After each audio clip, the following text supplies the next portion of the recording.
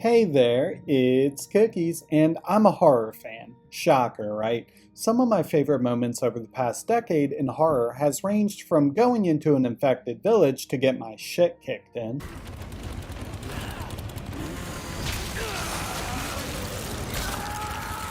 going through possessed alternate realities to get my shit kicked in,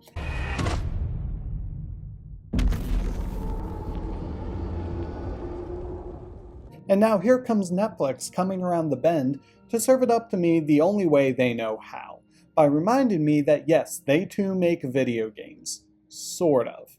Netflix has apparently decided that watching television wasn't stressful enough, so instead of giving us another 8-episode series they're going to cancel after one season, where absolutely nothing happens until episode 7, they decided, what if we made you use your phone as a flashlight while a psychopath hunts you through an apartment building? And honestly, that's a pretty good use of Netflix resources. This is Unhinged, the new horror game from Night School Studio. These are the developers behind Oxenfree, and despite being roughly the length of an episode on TV, this little game manages to cram in murder, stalking, mannequins, a fake apartment, a hurricane, nail guns, and one of the most aggressively uncomfortable landlords I've ever seen. So let's go through every major scene, figure out what's happened to our apartment buddies, and break down one of the worst nights I can remember. CJ is stupid and he's also dumb. Even though he's blonde, he's not very fun. He has his own talk show. It's every gamer's dream. It's a crazy little talk show, and it's called Cookies and Cream.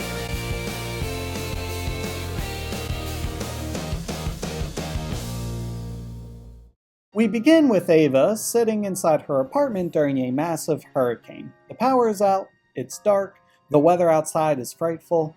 Does my building have power? Hold on.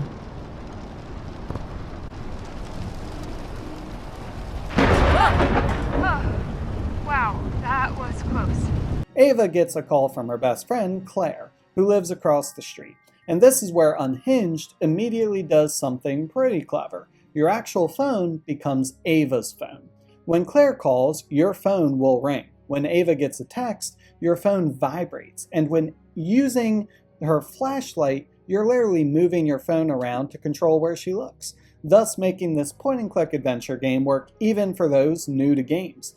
It really is baby's first point-and-click. Eat your heart out, Telltale Studios. Man, come on, man. What? I gotta ask. No. I killed a guy in a fight. Netflix has basically turned your phone into the world's most anxiety-inducing second screen, which is a bit unconventional for horror games, and I sorta dig it. I played some VR games back in the day that always felt off to me, especially in the horror setting, but this here, nah. Outside some blurry texture work here and there, it felt honestly pretty good to play. And I have to give Netflix credit here, because now every time your phone vibrates, you got a choice. Either take away your focus from the TV to look at your real-life phone, or miss what could be a crucial message and keep your focus in your surroundings. It pulls a lot from Hush, which is another film Netflix did. Again about a stalker, except the main survivor is actually death. The way the camera sways when we move from room to room is oddly reminiscent of Hush's early chapters. Except while that title took place in the woods, we get stuck in an unnamed city block during a massive hurricane that of course is disrupting all power. Claire and Ava talk about the storm. Everything seems relatively normal until Ava realizes she hasn't heard from her neighbor Joyce in quite some time. So naturally Ava decides to check on her, because apparently surviving a Category 5 hurricane isn't enough. We need to add investigate the creepy neighbor's apartment to the itinerary. We don't have any candles or backup supplies either. Man, if this was me, my mom Cynthia would be pissed. I am telling you that. Ava heads down the hallway. Joyce's door is partially open. That's never good. Never. Not at all. Fridge is open.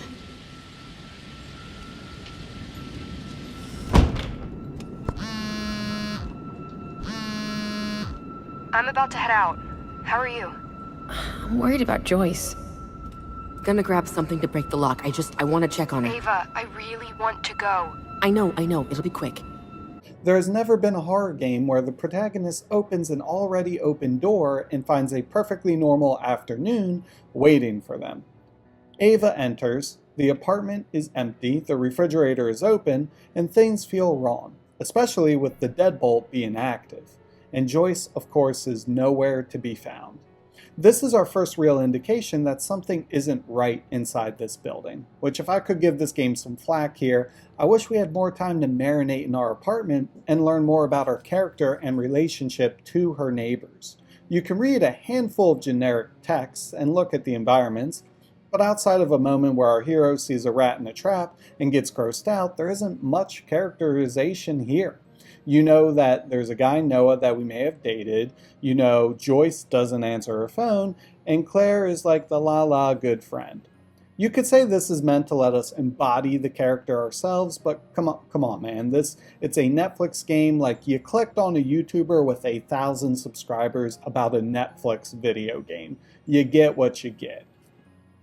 Ava returns to her own apartment, except her door is now open, and she definitely didn't leave it that way. This is the moment where the game stops being a weird storm and becomes, okay, somebody is actively messing with me. We check out the apartment, nothing, or at least nothing obvious here. Claire tells us to be careful as she swears she saw us walking into the apartment. And this is one of the game's recurring tricks. The building itself starts becoming the monster. The hallways are dark, the power is out, the elevator doesn't work, and when Ava tries the stairwell earlier on, it's locked. Not merely jammed, not broken, it's padlocked. Because apparently the superintendent looked at a Category 5 hurricane and thought, you know what would really improve this situation? Fire code violations. Of course, we call him and he casually is like, I'm about an hour outside the city. Let me see if I can make it back in the middle of a Category 5 hurricane. Yeah, no shit.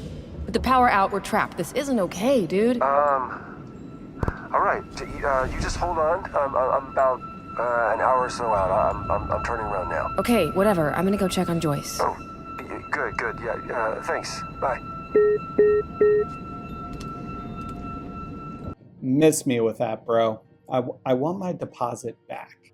At this point, it's worth checking Ava's phone, because the text messages quietly establish some important backstory. Ava and Noah used to be involved romantically. Things ended poorly. Claire knows about the relationship and has been helping Ava deal with it. And suddenly, Noah becomes important, because we now have another resident who hasn't been heard from. And you know what horror games love? People who haven't answered their phones. It's Until Dawn 2.0. No offense to the upcoming sequel, I can't wait to accidentally get everyone killed. We're gonna have to jump! There's rocks down there! Before long, we get jump scared by who else but the man of the hour, Troy Baker. Hello? Ava, what's going on?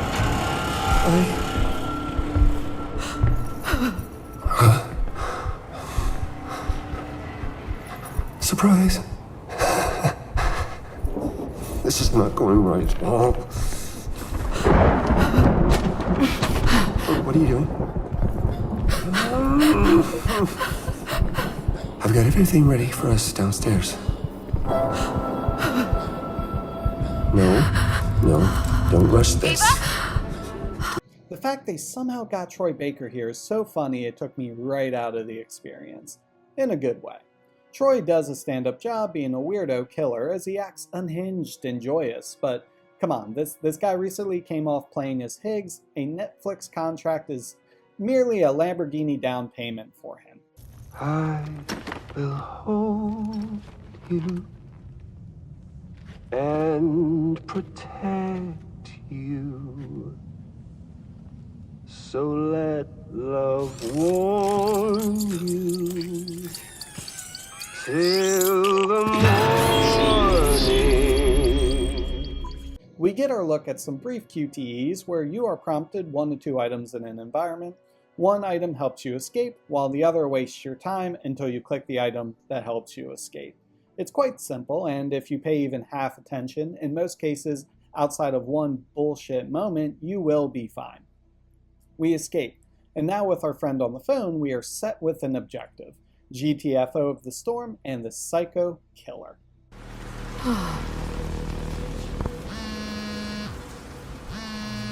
I couldn't get 911. You at Noah's yet? Almost there.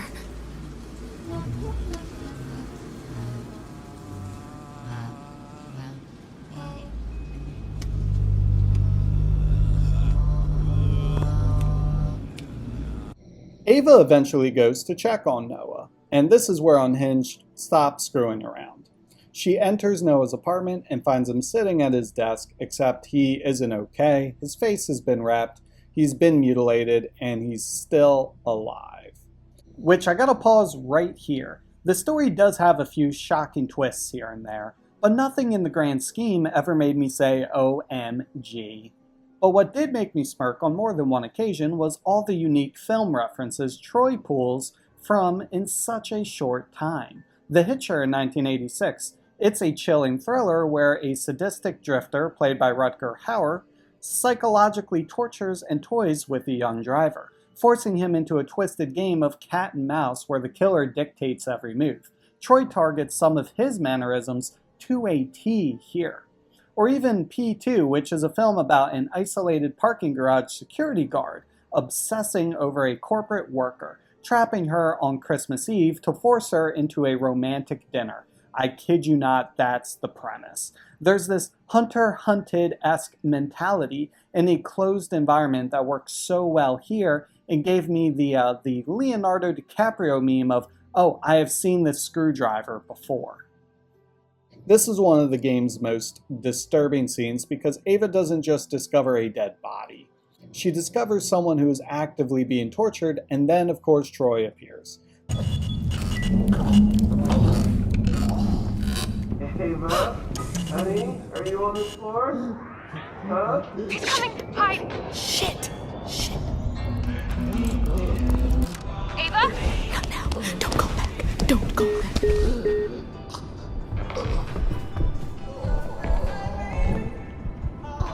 Was that you that screamed? Man, wow. Are you not dead yet? Boy, where are you right now? Can you feel that? You know, honestly, I didn't think you would be this calm. You know what I mean? Hey, ooh, dude, look. What do you think this thing is? I don't know what. I thought it. The masked figure begins cleaning Noah's body. And this isn't random violence. The killer is fascinated by what he's doing. He's treating Noah almost like an object, like something that can be dismantled and rebuilt. And this is our first major clue about what kind of person we're dealing with. This guy isn't simply trying to kill people. He wants to control them. Makes me feel like Netflix couldn't get the rights to a specific serial killer for a documentary and said, we'll let our subscribers live in one. And give credit where it's due. This title is brief, but our serial killer guy here, he steals the show. He is fun to watch, and I'm all about it. Now, naturally, Ava's presence is noticed, because nothing says I should probably leave immediately like watching a psychopath perform surgery on your ex-boyfriend. The killer begins chasing Ava, and this is where the phone mechanic becomes much more effective. You're scrambling around in the darkness, trying to find whatever object the game wants you to interact with. A screwdriver, a door, a vent, anything. Meanwhile, this guy's coming after you, and the timer is basically the game saying you have 5 seconds to stop being stupid. Now, this moment here did piss me off. You see Noah's phone on the couch, and clearly I'm like, heck yeah, I'm gonna call it. So I hide behind a wall, and I call it, and for some reason it goes straight to voicemail, and it's so loud the killer hears it and rips me apart.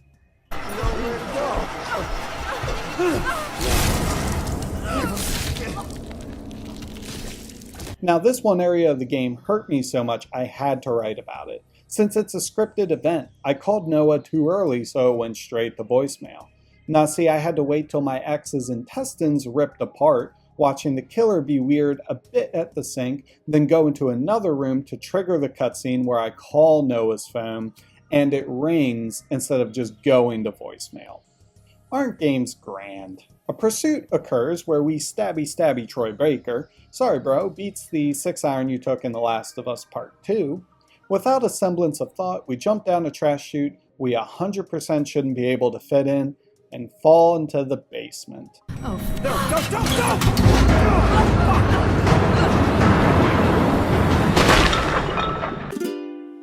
Like and subscribe, follow me here, follow me there, follow me everywhere. Let's go game with a purpose. Like and subscribe, follow me here, follow me there, follow me everywhere. Let's go game with a purpose. Ava eventually ends up in the basement here. I dig this moment because when you fall, your phone in the game cracks, and now it'll appear on your phone in real life. I thought the game was going to do more with this, where like your phone would eventually die out, but alas, it's just for show. Aesthetically it's cool, but there's not much else here. Reception sucks here now, and of course Claire starts breaking up, so she's basically out of the picture now. We also get a cheesy mannequin jump scare and soon find our way into the heart of the nightmare. And this is where the game starts giving us answers, because hidden inside the building is a surveillance operation. There are cameras everywhere, and I mean everywhere. Hallways, apartments, and even inside Ava's own apartment. Her bedroom, living room, bathroom. This guy hasn't just been stalking Ava, he's been watching her life, which is arguably even just as scary as everything else we're seeing. And then we see something worse, a board, photographs, notes, names, pictures of Noah, Joyce, and Ava. Noah and Joyce have been crossed out, which clearly means one thing. You are the weakest link. Goodbye.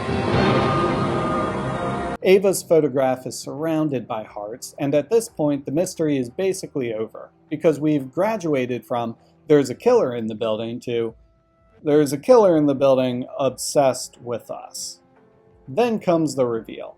Ava watches the killer on the surveillance monitors. He picks up a phone, he calls someone, and I'm not gonna lie, at first I thought this was Noah's phone, you know, our dead ex from 5 minutes ago. This is one of the game's most disturbing scenes because Ava doesn't just discover a dead body. I figured the killer was gonna mess with us a bit, but no. It's Ben's number, our landlord, and the voice on the other end belongs to Ben. The building superintendent, Troy Baker, the guy who has been helping maintain the building, the guy who seemed relatively normal, is the psychopath. And honestly, this might be the most believable part of the game. I'm a little iffy on the twist, especially because if it is the superintendent, he hearted Ava's picture a lot, yet in the game, he openly wants to kill us. So I'm a little lost with kind of the obsession portion there, but I digress. Minus the reception part, oh, Claire's phone stops working as well, but Troy himself has no issue dialing us like we're a holla back girl of sorts. On the call, I actually really like this moment. You tell him that you made it out of the city until a generator goes out from behind and Troy calls you on your BS. This moment was awesome since it's reverse psychology. This guy pulled the same trick on us literally 15 minutes ago, but I digress. And now we get the big reveal. Ben has built a replica of Ava's apartment in the basement. Not vaguely similar, not inspired, he has recreated the living space. He has been watching her, studying her, collecting information about her. And he's been turning the people around her into pieces of his fantasy. This is why the mannequin jump scare becomes critical. The mannequin represents what Ben actually wants. Something that can't argue, can't leave, can't tell him he's a lunatic. He wants people to become objects of his control. And that's what happened to Joyce and Noah. They were both closer to Ava, and for that, our guy took matters into his own hands and ripped up their intestines. Because spoiler alert,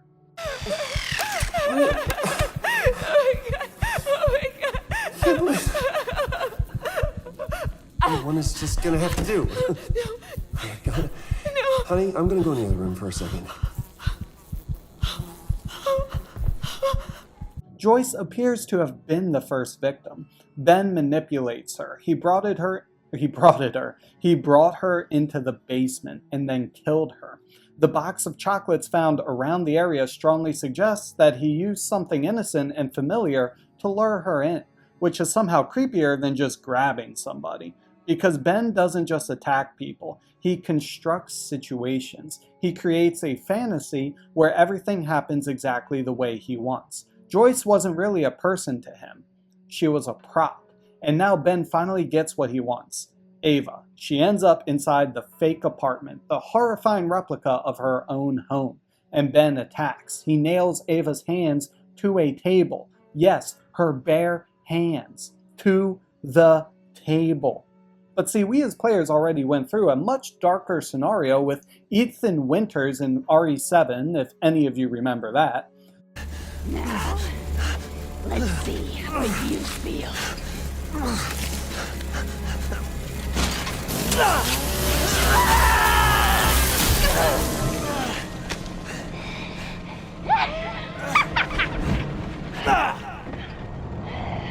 That jaw must contain this outbreak. So Netflix, for your next horror game, please, you gotta step it up, bro. This is probably the moment where every player collectively thought, though, Netflix, I was just trying to watch Stranger Things tonight. And yet this is where the game makes its biggest thematic point. Ben has spent the entire game taking control away from our character. Locked doors, hidden cameras, traps, surveillance, and now physically pinning her down. She literally cannot move. Except this is the moment where she says, oh yeah, fuck this guy. She pulls her hands free, which is already horrific, but then she notices something. The nails. The nails Ben just used to pin her hands down. And the nail gun. The nail gun he used to pin her hands down. So Ava does something baller. She takes the nails out, loads them back into the nail gun, and then uses it against Ben. This is the game's most satisfying moment, because after spending the entire time dealing with problems, Ava finally gets to be the problem. As he steps into the room, we are now met with a choice to make. Ava. Psych, nah, we about to light him up.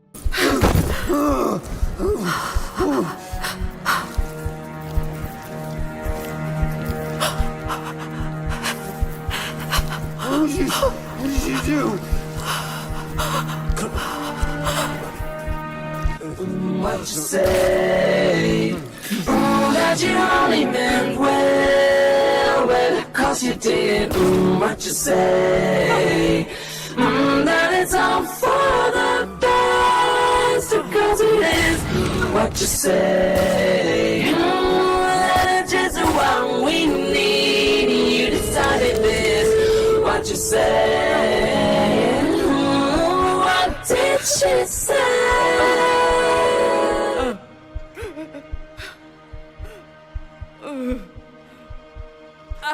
Ava makes her way to the door. Claire's waiting for her, and there's an interesting moment here where the game briefly makes you question Claire. After everything you've experienced, you're kind of thinking, wait, is Claire somehow involved? I won't lie, when I first played this game, I immediately thought with the premise, either Claire was going to have a hand in it, or we'd get hit with a twist at the end that Claire's texts after she goes radio silent are actually from the killer, and he booby traps us, setting us up as the killer through the night. But nope, none of that's all like Bombshell. Speaking of, it was actually Kramer's 86th birthday. John Kramer, the guy who plays Jigsaw, so happy birthday to that guy. The game absolutely toys with that idea, but it doesn't ultimately reveal some giant Claire conspiracy. She's just Ava's friend, kind of like in Get Out, which is honestly refreshing. Because horror games have gotten to the point where if someone is nice to you for more than 15 seconds, you're supposed to assume they are secretly Satan. Not here. Although we get some whimpering of Ava saying she doesn't feel good. I mean, girl, come on, you took 3 nails and got sliced once, maybe fell a bit too high, but geez, I know I have never experienced any of what she is going through in this instance, but like, come on, you'll be aight. She checks back to the killer a few times, and again, I was expecting him to get back up. But we get a fade to black. Or actually, just a complete cut to black. Then the game jumps forward. The immediate danger is gone, Ava's presumably safe, and then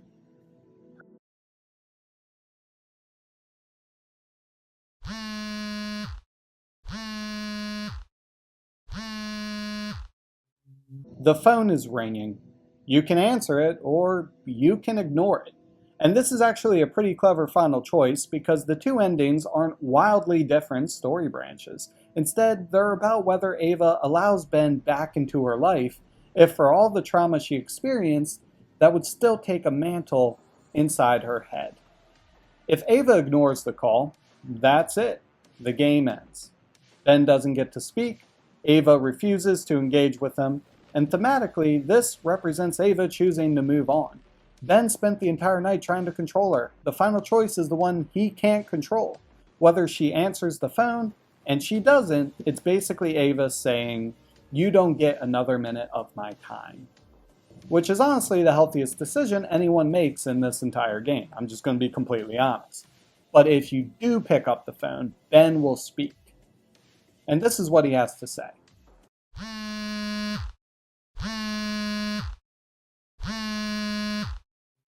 Okay. I forgive you, Ava. I forgive you for running away. I forgive you for shooting me. I got lost for a minute, but I'm not anymore. All that matters is us. I'll see you soon. And for me, I'm going to be honest, this feels like the canonical ending. He tells Ava that he forgives her. He talks as though their relationship isn't finished, like a jealous ex who misses what they had in his mind. And the camera slowly focuses on the photograph of Ava, Claire, and Noah. It's a picture of the life that existed before everything went completely to hell. And Ben is still trying to insert himself into that picture. A part of me is split down the middle here. I like the idea of somehow having Troy still be alive to torment our final girl survivor, a la Halloween, but then the other part of me feels as if this is the trauma not leaving Ava after the night, where she struggles to move forward after dealing with OCD forces always trying to control her and the life she lived. It's a Netflix game. I'm not trying to get too deep here. One way or another, we get the end credits with a kind of sick theme song, and bam, that's it. So what the heck was Unhinged actually about?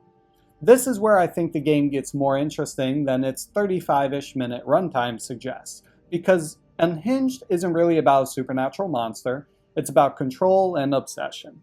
Ben watches Ava, studies her, recreates her apartment, kills the people around her, turns victims into objects, eventually tries to make Ava part of that same fantasy. The apartment building itself is a giant trap. The locked stairwell, the surveillance cameras, the basement, the fake apartment. She is the rat going through all these different traps. Even the mannequin jump scare is reinforcing the same idea here. Ava's being forced and turned from a person into something Ben believes he owns, beyond the fact we pay him rent money. I wonder if there's like some reimbursement policy with the district or state for landlords that try to off their tenants. And that's why the final phone call actually works for me. Because for the entire game, Ben controls the situation until the very end. Now Ava controls whether he gets access to her. And that's the entire story here. Ava survives a hurricane, a psychopath getting her hands nailed to a table, and then kills the killer with his own nail gun, allegedly. And then discovers the bastard may have an incredible health insurance policy to come back for a potential sequel. It's short, it's linear, there's really only one major choice. While I enjoyed my time through these halls, I can't help but look back at all the missed opportunities. The apartments could have been fleshed out way more. The characters had a lot of promise. Heck, even having more downtime before Troy arrives would have went a long way to cement our relationship with those on the floor. There's not really many decisions to make, and again, this feels more so like an episode of a TV show you are meant to watch one time and then you kind of sort of forget about it after 15 minutes. But the actual gimmick of using your phone as Ava's phone is surprisingly effective. And for what it's worth, I had fun here, even despite its limitations. When your actual phone rings in the middle of a dark room while you're already looking for a psychopath, Netflix has successfully weaponized the device we normally use to order DoorDash. And honestly, that's pretty clever. The biggest question is whether this is the beginning of something more. Because if Netflix keeps experimenting with short, immersive horror games like this, I'm in. Just maybe next time give us more than 35 minutes. Let us explore and have moments in the world of emergent gameplay. Imagine this scene, for example, if we had more access to silencing our phones. I was expecting there to be a scene or a scenario where you need to silence your phone while your friend panic texts you so the killer doesn't find you. That would have been sick, and it would have broken your mindset from the TV screen and interacting in the real world you're in. But alas. Simple stories like this are made a million times more interesting with a physical connection to the world. If this was in a standard video game, I would shoulder shrug, but the way you interact with it here is genius and worth a playthrough. Unhinged is a fun, albeit limited experience that, hey, if you have a Netflix subscription, it's worth your time. It's worth a playthrough. Because I just survived a Category 5 hurricane, a serial killer, and psychological trauma. If there's one thing you could take from the video, it's this. Netflix not having achievements in their games, now that's what's truly unhinged. CJ is stupid and he's also dumb. Even though the show's over, he's still humming to the beat. Every single day he's gonna tell you what it means to be gaming with a purpose. Right here on Cookies and Cream.